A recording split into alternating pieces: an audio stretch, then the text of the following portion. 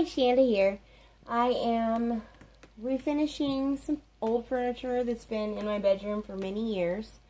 Problem with the furniture is that we can't afford to replace it. But it's got scratches and dings and normal wear and tear. But it's also been colored on, which this particular piece isn't as bad because it's the headboard. But I've done I'm doing our dressers and some end tables and stuff that we have in the bedroom. So I'm going to do them all the same color. So I have to cover a lot because, like I said, the kids have colored on them with marker, permanent marker, all kinds of stuff that will not come off. Also, we've had a couple of dogs that have really enjoyed chewing on our furniture. So, a lot of the edges of the drawers and even the footboard that goes to this, and a lot of the knobs are chewed up by the dogs. Anyway, so we can't really afford to replace the whole bedroom set. And it's really still in good condition, like as far as functioning wise. So what I want to do is just make it look nice, like on the surface.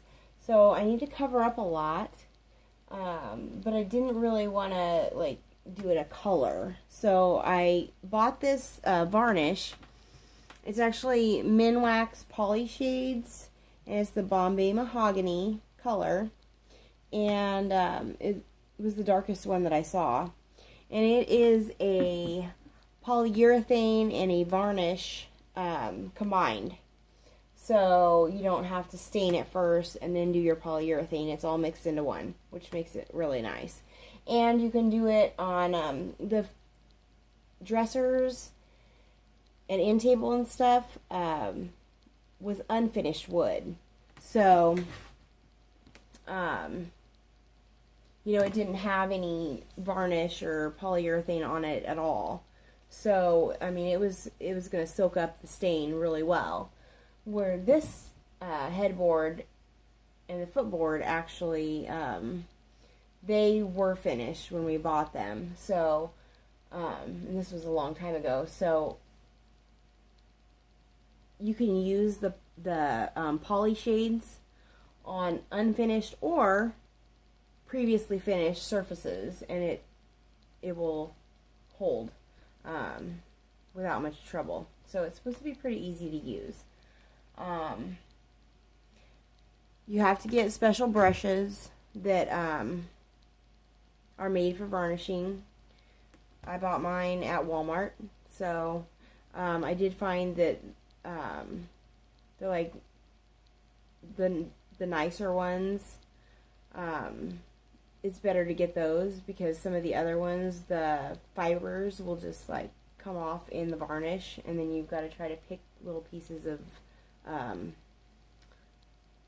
your brush off, and you don't want to have to do that. So anyway, here goes.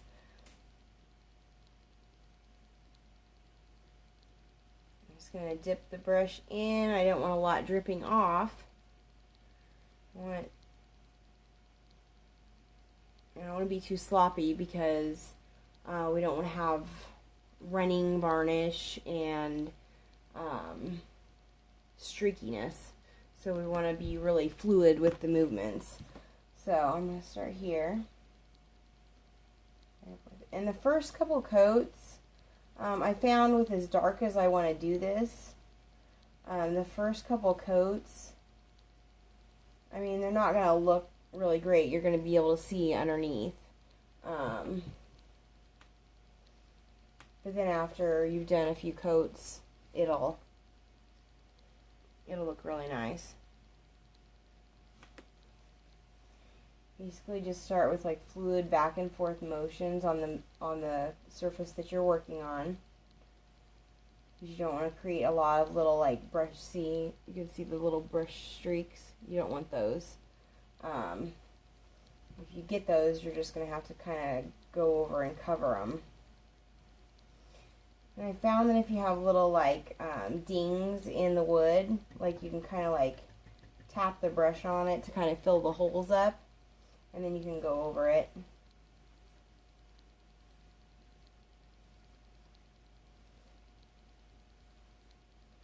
I'm going to watch, because see on the edges that's going to run. If you leave that unnoticed and don't blend it, it'll dry like that, and so it won't match because it'll be much darker and obviously be a run. You don't want that. So it'll look really yucky. Which I'm not trying to be terribly perfect with this because, like I said, it's my bedroom furniture, and I'm just trying to get kind of like mask the mess that is on some of the pieces, so, and make it look like a decent little furniture set. Not trying to be a perfect professional furniture refinisher. But if you have old furniture that kind of looks nasty, it's an easy fix. And what I've been doing is put a couple coats on.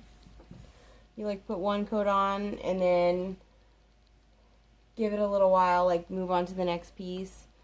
Give it some time to start to dry, maybe like an hour. Then go back and do a second coat, give it a little while, do another coat, and then once you get it to the desired darkness, then I'll be sanding over it with just like a finishing sander, like a real fine grain sandpaper, and just kind of like get any like chunky parts that we missed or little imperfections, and then I'll go over it with a top coat that's been mixed with mineral spirits, so it's thinned out a little bit. It'll spread easier, and it'll dry quicker, but it'll be a more even coating. Which the varnish is thicker, it tends to chunk up, so it's a little bit more difficult to work with. So you just kind of have to go over it until you get it all looking smooth. I'm just going to do this little square and show you. I want it to look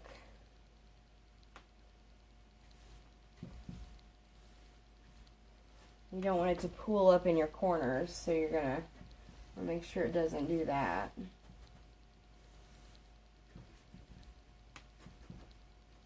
Kind of hard to get up in these corners with these brushes, but it's fine. And I'm going to want to do this whole piece. I'm not going to like let this dry and then move on. I'm going to actually do the whole piece, but I'm going to do this just for demonstration purposes. And once I do the whole headboard, then I will go back over it after it starts to dry a little bit and do the second coat and third coat. I'll do that all tonight, and then I'll let it completely dry, which will probably take a day, because it's got multiple coats. It takes quite a good time to dry. But once it's dry, then I can do the final coat. So I will pause you, and I'll show you when I get the third coat on, and we'll see where I'm at. See you soon. Hey, I also wanted to point out before I get it too well covered so you can really see, that when you're working with a long piece of furniture, and you're not going to do the whole thing straight over right away, you're going to work in the section, so you're making sure you're coating it evenly. When you have the break, there's going to be a noticeable place where you stopped. So what I do is I go ahead and do my little sections all the way over, and then see, I've done two sections now. I did here and then I did here. So now I'm just going to go back over in a long fluid swipe to make sure it's all blended and there are no obvious brush strokes where I'm ending. So that's what I'll do as I go along a longer piece of furniture. And that's important because you don't want to see the little stops and starts. So I'll pause it and we'll see you soon. Okay, this is what it looks like after one coat. So, see, it's a little streaky, but we'll see what it looks like after 3.